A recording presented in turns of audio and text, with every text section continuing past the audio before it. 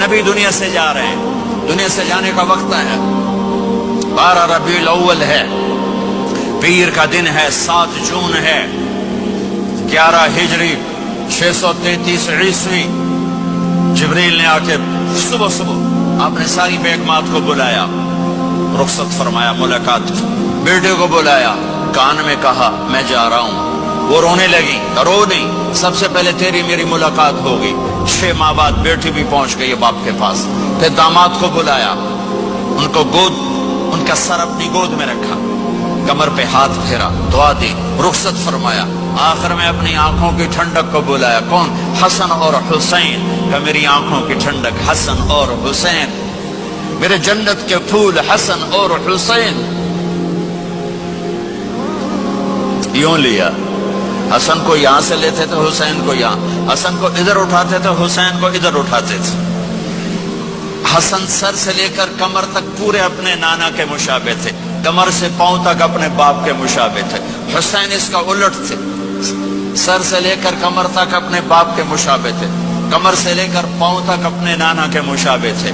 اس مشابہت کی وجہ سے آپ کہا کرتے تھے حسن میرا بیٹا ہے، حسین علی کا بیٹا ہے۔ آخر میں ان کو بلا کر یوں لیا، اور ساتھی آنسو ٹپ ٹپ ٹپ ٹپ ٹپ ٹپ، بیویوں کو جدا کیا، آنسو نہیں، بیٹی کو جدا کیا، آنسو نہیں، داماد کو جدا کیا، آنسو نہیں، جب بچوں کو جدا کرنے لگے تو یوں آنسو۔ ایک کو زہر میں تڑپتے دیکھا، ایک کا کٹا سر نیزے پہ چڑھتے دیکھا، تو آنسو رک نہیں سکے، دعا نہیں کی، ہاتھ نہیں اٹھائے، اللہ کی تقدیر کے سپرد کر دیا، اولاد کو ذبح ہونے کے لیے تیار کر لیا کہ کل میری امت اولاد کے پیچھے جھوٹ نہ بولے، رشوت نہ لے، حرام کاروبار نہ چلائے، دھوکہ نہ دے، فراڈ نہ کرے، بچوں کو کہاں سے کھلائیں، بچوں کو کہاں سے پلائیں، کہ یہ میرا حسین کا سر کٹ کے نیزے پر چڑھا ہوا ہے۔ کچھ نہیں بولے، رخصت فرما دی۔ جب سب چلے گئے تو جبریل آ گئے، آپ نے فرمایا کیا ہوا؟ خاموش کھڑے تھے، کہ موت کا فرشتہ دروازے پر ہے، اندر آنے کی اجازت چاہتا ہے۔ اپنے نبی کا مقام دیکھو، موت بھی پوچھ کے آتی ہے۔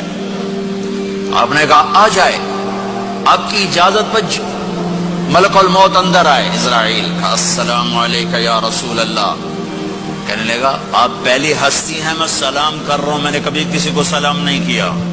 کہنے لگا آپ پہلی ہستی ہیں، اللہ نے فرمایا تھا پوچھ کے اندر جانا، بن پوچھے نہ جانا۔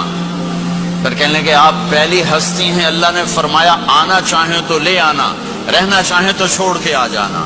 ہاں، یہ وہ دربار رسالت ہے جہاں موت بھی پوچھ کے آتی ہے۔ آپ نے فرمایا میں اجازت دے دوں میری جان نکالو گے؟ کہ جی نکالوں گا، نکالوں۔ آپ نے یوں جبریل کو دیکھا، کیا کہتے ہو، جاؤں یا رہ جاؤں؟ جبریل نے کہا اللہ آپ کی ملاقات کے شوق میں ہیں، فیصلہ آپ کریں گے۔ ہاں یہ بات سنانا چاہتا تھا اگلی۔ آپ نے کہا اچھا جاؤ، پہلے اللہ سے پوچھ کے آؤ میرے بعد میری امت کے ساتھ کیا کریں گے، میرے بچوں کے ساتھ۔ یہ ساری مائیں میرے بچے میرے بچے میرے بچے میرے بچے۔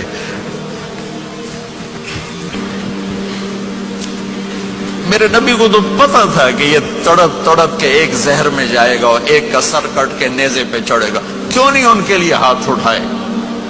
ہمارے لیے کیوں روئے کہ جاؤ اللہ سے پوچھ کے آؤ میرے بعد میری امت کے ساتھ کیا کرے گا، میں پھر جواب دوں گا۔ جبریل واپس گئے، موت کا فرشتہ کھڑا ہوا ہے، جواب آیا یا رسول اللہ آپ کا رب کہہ رہے ہیں آپ کی امت کو تنہا نہیں چھوڑوں گا۔ مجھے میرے رب کی قسم جو سن رہا ہے جس نے ہمیں یہاں جمع کیا ہے، سنو میری بات غور سے، اگر میرے نبی یہ سوال نہ اٹھاتے تو آج میں اور آپ بھی بندر خنزیر میں بدل چکے ہوتے۔ میری اور رب کی کوئی رشتہ داری نہیں ہے۔ اس امت نے وہ سب کچھ کر دیا جو پہلی امتوں نے کیا، لیکن کون ہے جس نے اصحابوں کو روکا ہوا؟ وہ میرے نبی کے آنسو، میرے نبی کی آہیں، میرے نبی کی دعائیں، میرے نبی کی فریادیں، میرے نبی کی تڑپ، میرے نبی کا رونا، میرے نبی کا پیٹ پہ پتھر باندھنا، اس نے روک دیا۔ کوئی نبی جاتے ہوئے امت کے لیے نہیں رویا، واحد نبی ہیں جو جاتے ہوئے امت کے لیے روئے، میری امت میری امت میری امت۔